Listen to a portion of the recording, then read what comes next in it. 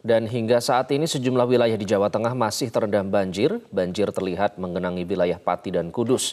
Sementara itu banjir di Demak sudah mulai surut. Kita langsung bergabung bersama Naufal Nurosa melaporkan langsung dari Semarang, Jawa Tengah. Naufal, seperti apa kondisi banjir yang terjadi di Pati serta Kudus? Lalu bagaimana kondisi warga yang terdampak di sana?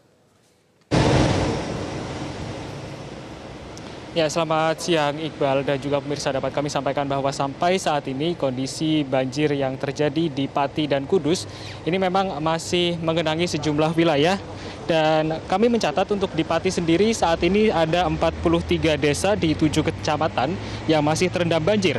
Salah satu yang menjadi desa terparah terendam banjir ini adalah berada di desa Karangrowo yang sudah terendam banjir bahkan hingga 13 hari dan membuat aktivitas desa ini terisolir akibat tingginya air di desa tersebut.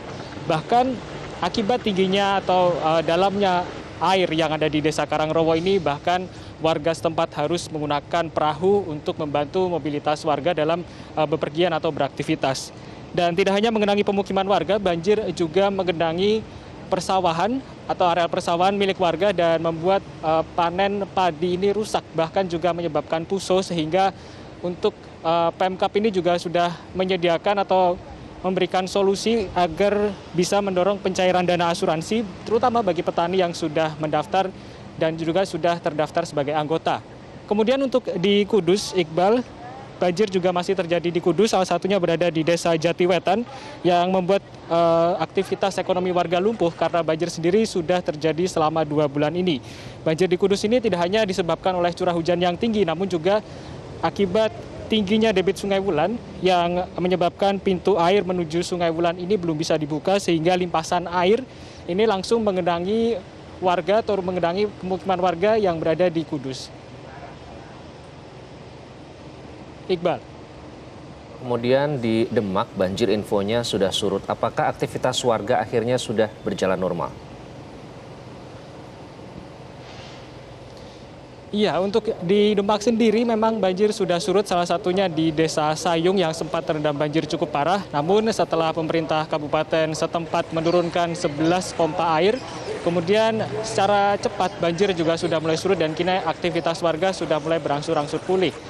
Salah satunya adalah warga di Demak ini mulai kembali ke tempat tinggalnya untuk membersihkan tempat tinggalnya yang sempat terendam air seperti itu dan membersihkan lumpur serta sampah yang juga terbawa oleh air sungai. Namun Iqbal dan juga pemirsa, dapat kami sampaikan warga di Sayung Demak ini ternyata masih membutuhkan sejumlah bantuan seperti bantuan kesehatan ataupun bantuan obat seperti halnya obat anti demam dan obat salep yang dibutuhkan karena warga mulai terserang demam dan juga terserang gatal-gatal.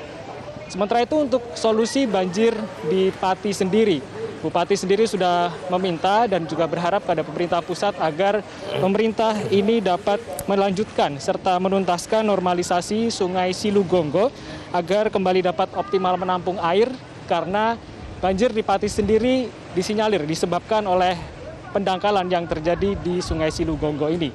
Dan berikut kita simak pernyataan dari Bupati Pati Haryanto terkait dengan solusi pencegahan banjir di Kabupaten Pati.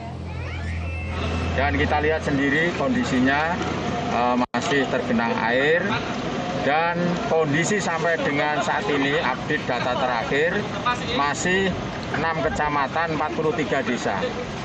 Sehingga ada penurunan sedikit, yaitu sekitar 10 cm. Karena curah hujannya masih tinggi sehingga naik turun. Oleh karena itu harapan saya kalau terus-menerus semacam ini tidak ada penyelesaian. Oleh karena itu saya berharap kepada pemerintah pusat maupun Pak Gubernur untuk bisa membantu normalisasi Sungai Juwana.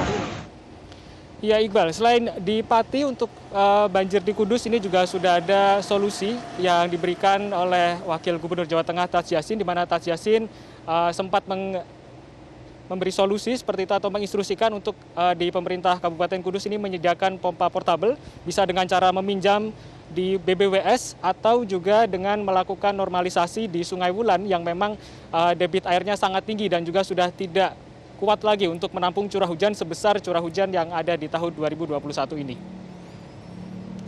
Demikian Iqbal informasi yang dapat kami sampaikan dari Semarang, kembali ke Anda di studio.